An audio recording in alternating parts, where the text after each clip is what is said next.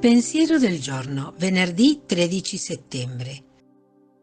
Far sentire l'amore.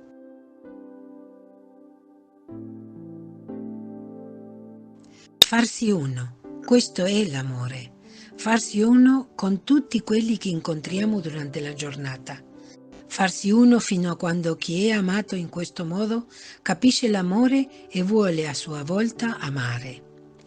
Nasce allora l'amore reciproco, quel segno distintivo dei cristiani che vale oggi come ai tempi dei primi seguaci di Cristo. L'amore reciproco è il comandamento per eccellenza di Gesù, la vita della Santissima Trinità portata sulla terra.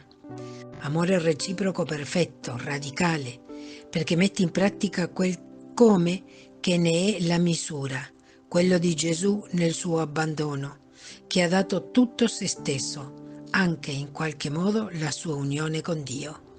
Un amore reciproco che, se vissuto in questo modo, porta all'unità e genera Gesù in mezzo agli uomini.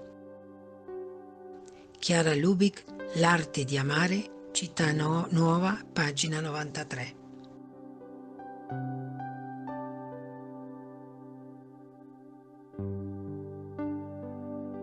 Parola di Vita Settembre 2024.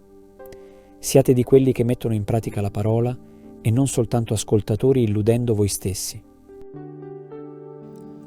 Siamo membri del movimento dei focolari da vari paesi dell'America Latina e dall'Italia.